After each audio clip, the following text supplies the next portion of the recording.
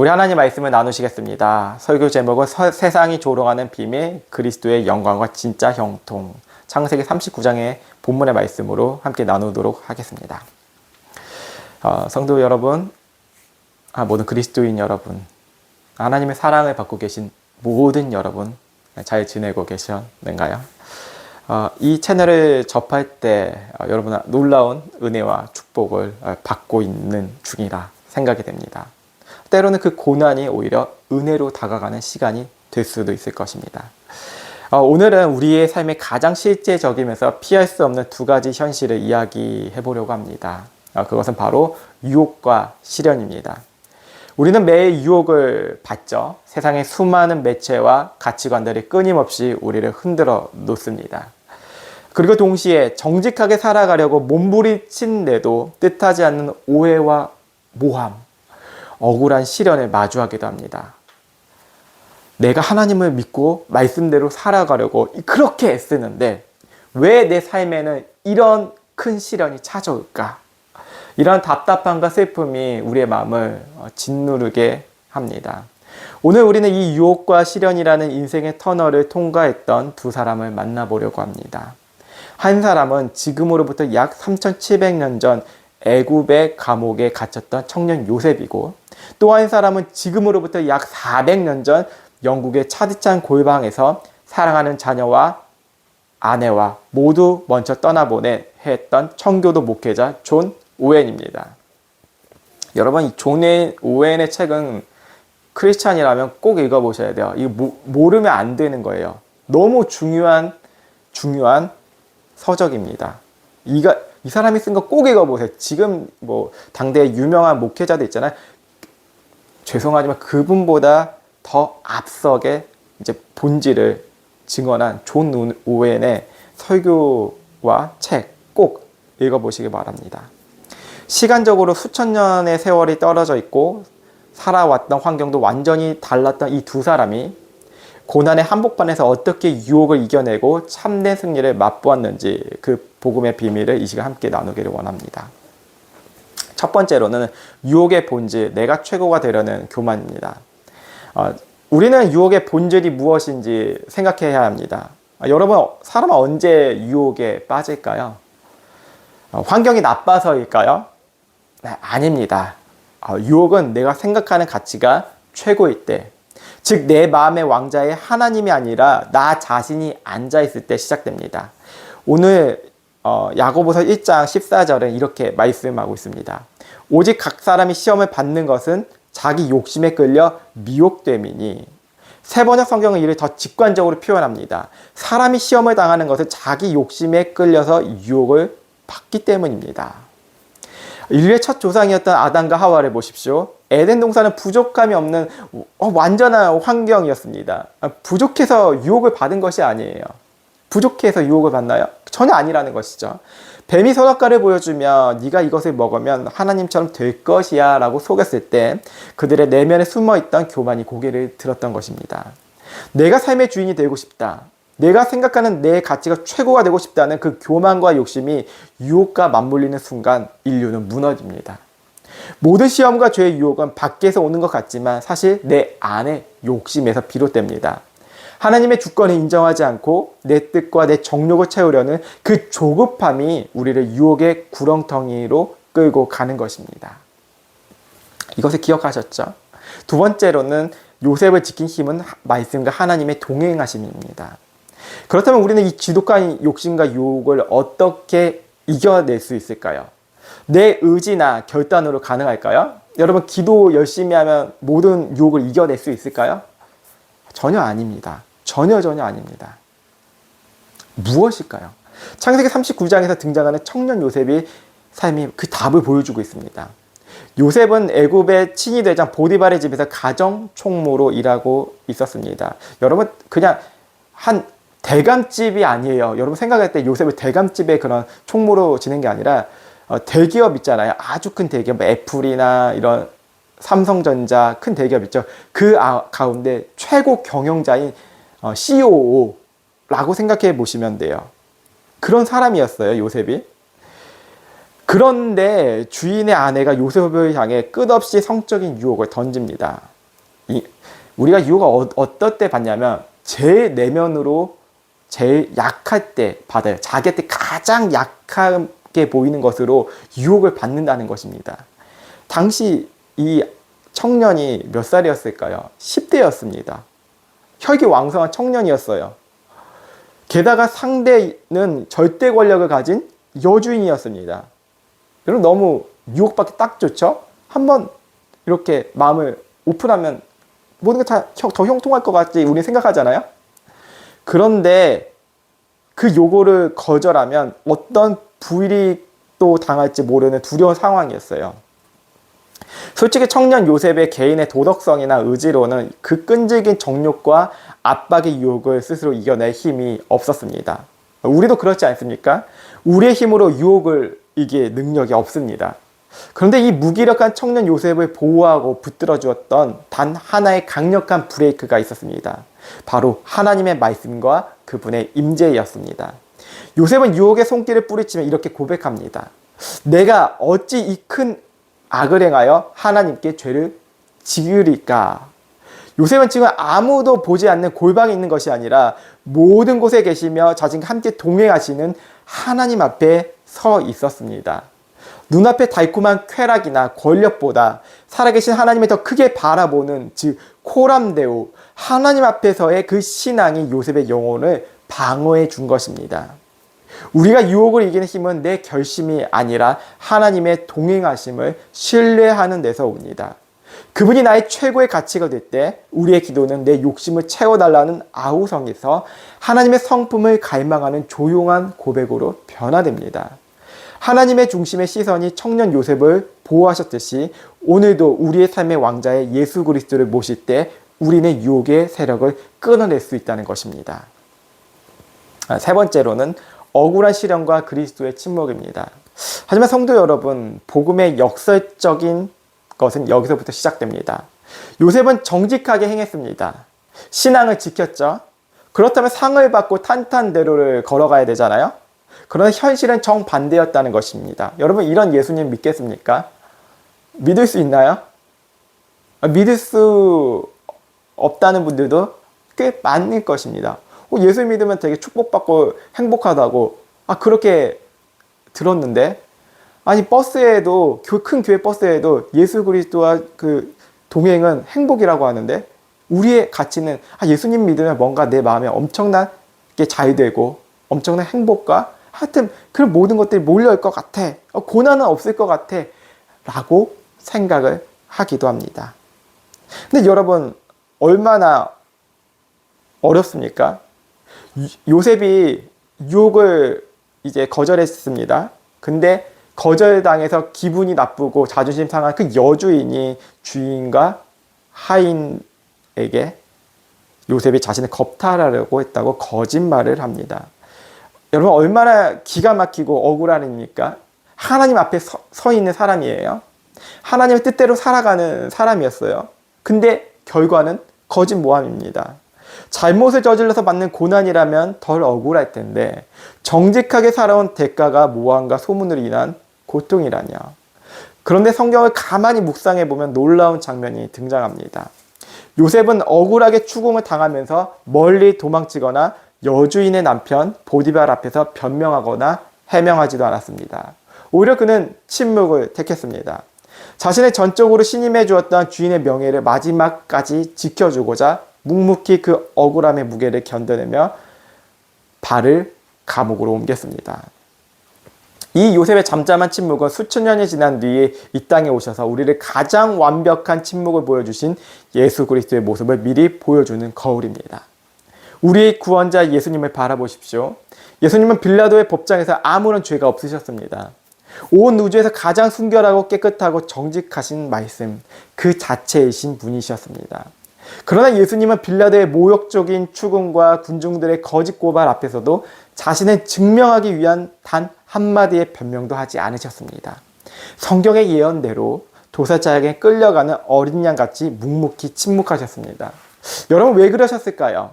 인간의 법정에서 스스로의 의로움을 증명하는 것보다 영원한 하나님의 구원 계획을 성취하시는 것이 예수님의 중심이었기 때문입니다.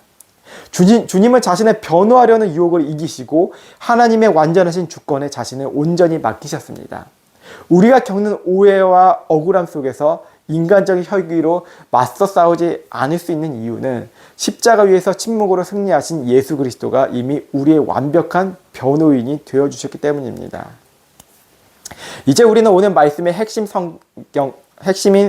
성경적 형통의 진짜 비밀을 마주하게 됩니다. 형통이 우리는 다 모든 것이 잘 된다, 만사형통이라고 그런 단어를 좋아하잖아요. 근데 창세기 39장을 읽으면 기이한 점을 발견합니다. 요셉이 형들에게 버림을 받아 노예로 팔려갔을 때 성경은 여호와께서 요셉과 함께 하심으로 그가 형통한 자가 되어라고 말합니다. 함께함이라는 것입니다. 여러분 정말 하나님과 삼위일체 하나님과 동행하고 계십니까? 너무 중요한 거죠. 이거는 인생을 바꿀 수 있는, 바뀌어지는 단어이고 문장입니다. 형통. 하나님이 함께 동행하시다. 여러분, 요셉은 하나님과 동행하고 있었어요. 그리고 어떤 가운데 있었죠? 고난 가운데 있었고 억울한 시간 가운데 있었어요. 심지어 지금까지 정직하게 행하다가 억울하게 감옥에 처박혔는데도 창세기 39장 23절에 이렇게 마무리됩니다. 이는 여호와께서 요셉과 함께 하심이라 여호와께서 그를 범사에 형통하게 하셨더라. 여러분, 감옥에 갇힌 게 어떻게 형통입니까? 여러분의 삶은 어떻습니까? 어려움이 있는데, 힘듦이 있는데, 고난이 있는데 예수님 믿는다고 살아가는데 더 정직해야 되잖아요. 더 하나님 앞에 더 애쓰려는 이런 모습도 있고, 근데 되려 모함을 받았어요. 근데 이것을 우리는 형통이라고 이야기했을까요? 너 예수님 믿는데 너 왜 이렇게 더 잘 살지 못하니? 이렇게 들으면, 친구들한테 이렇게 들었다고 가정해 봅시다. 그렇다면 하나님이 나를 형통하게 하셨어, 이렇게 고백을 할 수 있을까요? 아니면 아무 말도 못할까요? 세상은 이것을 실패라 부르고 비극이라 조롱합니다. 그러나 성경이 말하는 형통은 고난과 시련이 없는 안락한 상태를 뜻하지 않습니다. 성경적 형통은 어떤 깊은 고난의 구렁텅이에 빠질지라도 살아계신 하나님이 나와 동행하시며 그 어려움을 뚫고 나가 마침내 하나님의 뜻을 이루어내는 영혼의 승리를 의미합니다. 이 비밀을 이제 두 번째 사람입니다. 17세기 영국 땅에서 자신의 피나는 삶으로 증명해낸 신앙의 거인이 있습니다. 바로 청교도의 황태자라고 불리는 존 오웬 목사님입니다. 그는 너무 뛰어난 사람이었어요. 학문적으로 천재였다는 것이죠. 옥스퍼드 대학의 부총장을 지냈어요. 국가적인 정치가였어요. 목회자로 왕성하게 활동했던 하나님의 사람이었어요. 여러분, 이런 스펙이 되면 너무 대단하지 않습니까? 너무 대단하잖아요. 공적으로 화려해 보이잖아요. 그런데 그의 가정사는 참혹할 만큼 슬픔의 시련의 연속이었습니다. 그는 첫 번째 아내와의 사이에서 무려 11명의 자녀를 낳았습니다. 정말 많이 낳았죠. 여러분 상상해 보십시오. 자녀 한 명만 먼저 보내도 부모의 가슴이 찢어집니다. 그런데 존 오웬은 무려 11명의 자녀를 차례대로 모두 가슴에 묻어야 했습니다. 오직 단 한 명의 딸만이 성인이 되어 결혼을 했지만 그 딸마저도 폐결핵으로 아버지보다 먼저 세상을 떠났습니다. 31년 동안 이 모든 슬픔을 함께 견디며 든든히 버팀목이 되어주었던 아내 메리마저 역시 먼저 사별했습니다. 노년의 오웬에게 남은 것은 아무것도 없는 텅 빈 방, 그리고 설상가상으로 자신을 괴롭히는 심한 담석증과 천식 같은 극심한 육체적 질병뿐이었습니다. 세상에서 가장 소중한 것을 잃어버리고 홀로 남겨진 질병의 자리에서 존 오웬은 어떠한 반응을 했을까요? 하나님, 내가 주님을 위해 평생을 바쳐 목회하고 신학책을 쓰고 정치를 했는데 왜 이런 비극을 주십니까? 라며 원망하거나 해명하지 않았습니다. 그는 감옥 속의 요셉처럼 십자가 앞에 예수님처럼 잠잠히 주님만을 바라보았습니다. 그리고 숨을 거두기 직전 육신의 마지막 진액을 다 쏟아내어 한 권의 유작을 집필했습니다. 그 책 제목이 그리스도의 영광입니다. 정말 마지막 노년의 고통 가운데 쓴 글이에요. 책이에요. 그리스도의 영광이라는 거예요. 모든 게 하나님의 영광이었다는 것입니다. 정말 어떻게 이렇게 고백할 수 있을까요? 내 눈앞의 현실은 무덤과 질병뿐이었지만 눈을 들어 나와 동행하시는 더 크고 위대하신 예수 그리스도의 아름다움과 영광을 바라본 것입니다. 이게 바로 복음에 미친 사람이에요. 그러니까 적당히 예수님을 믿는 사람이 아니고 뭐 더운 물과 뭐 차가운 물 속에서 미지근한 사람이 아니고 진짜 복음에 미친 사람이었다는 것입니다. 확실한 사람이었다는 것이죠. 정말 이렇게 살아야 되는 게 인생을 자유롭게 하는데 사람들은 매우 두려워한다는 것입니다. 내가 열심히 믿다가 선교사가 되어버리면 어떡하지? 하나님 부르시면 어떡하지? 되게 두려워해요. 근데 뭐 선교사님이 다 대단하다. 또 그거는 아니지만 내가 복음에 미쳐서 나의 소유가 다 하나님께 드려지면 어떡하지? 그런 마음 주시면 어떡하지? 불편해지기 시작해요.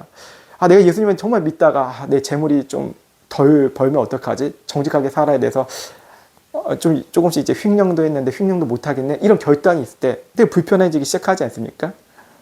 정말 근데 여기 말씀을 보시면 요셉과 이 존 우에는 어떠했습니까? 그리스도의 영광을 바라보니까 이 모든 것들이 다 아무렇지도 않고 배설물같이 보였던 것이에요. 이게 우리가 미니멀리스트를 이야기하는 거 아니에요. 그 일본의 미니멀리스트가 뭔지 아십니까? 소유한 것을 극단적으로 줄이는 거예요. 그리고 그 안에 공간에서 자유로움을 느끼는 건데 일본의 유튜버 중에 미니멀리스트가 있었는데 너무 유명해지고 책도 썼는데 그 사람이 어떻게 된지 아세요? 집안에 물건을 많이 사들였어요. 여러분 어떻습니까? 극단적으로 뭔가 되는 게 아니라는 것입니다. 뭔가 수행으로 돼서 막 어떤 경제에 올라가잖아요. 유명한 받잖아요. 내 안에 여전히 교만하고 죄성이 있다는 것이죠.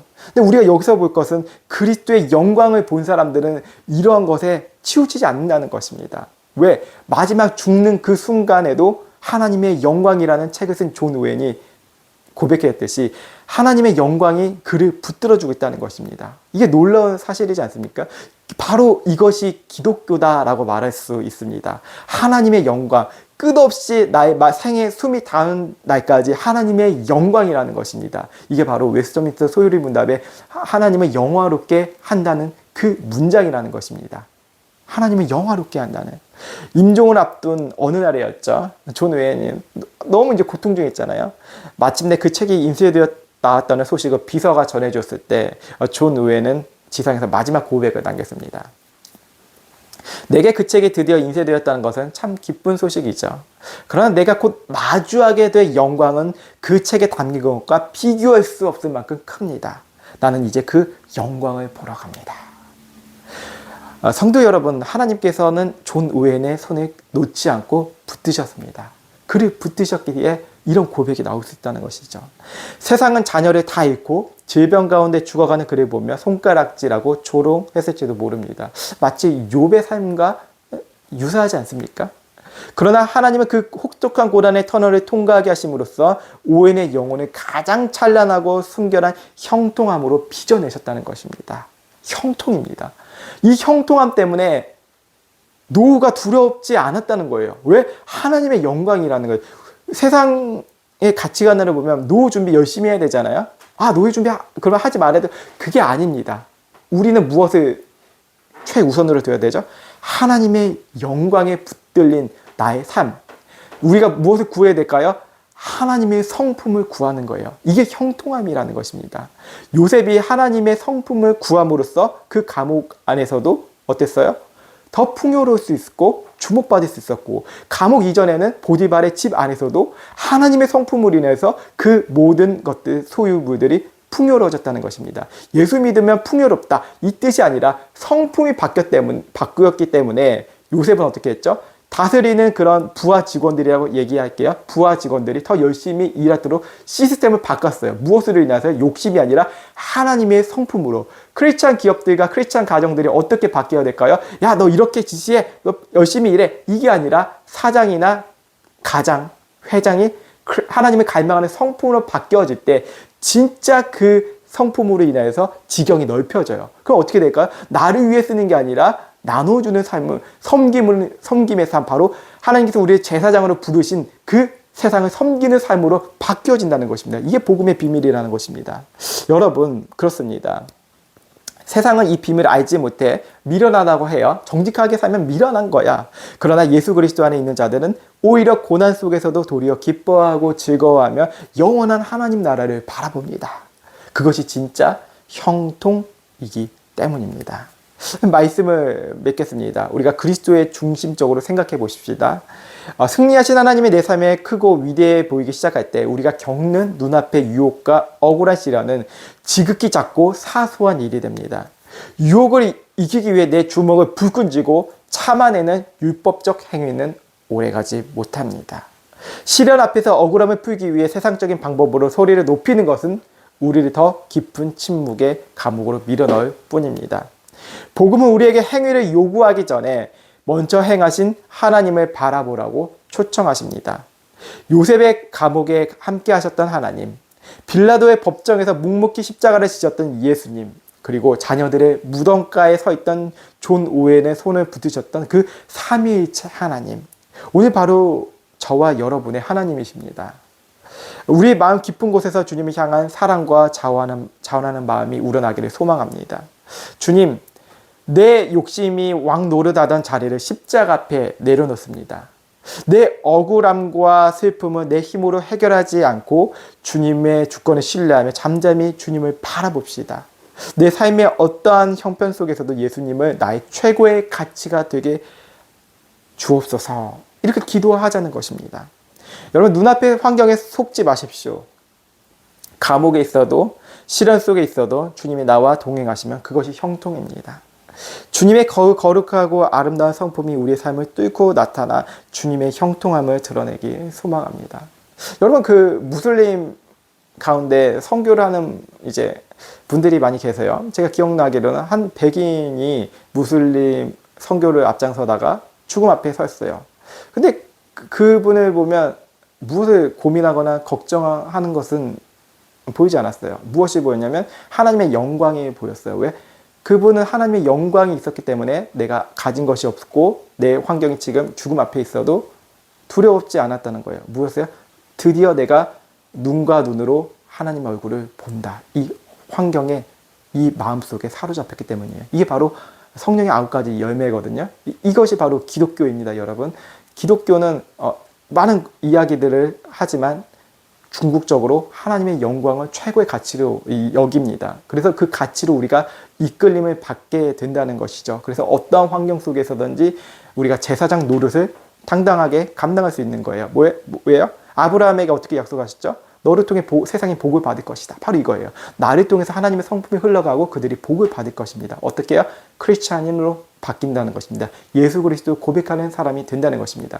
여러분, 바로 이게 전도라는 것입니다. 그냥 교회 나오라가 아니라 너 예수 안 믿지? 한번 믿어봐봐. 행복할 거야. 그게 아니고 내 안에 임재하시는 그 성령의 9가지 열매가 들어가서 제사장 역할을 내가 하게 되면서 전도 흘러간다는 거예요. 그게 바로 축복의 통로라는 것입니다. 여러분, 이 위대하신 영광이신 그리스도의 영광을 바라보며 오늘도 유혹을 이기고 시련을 뚫고 나가는 복된 성도님들 되시길 예수 그리스도 이름으로 간절히 축원합니다.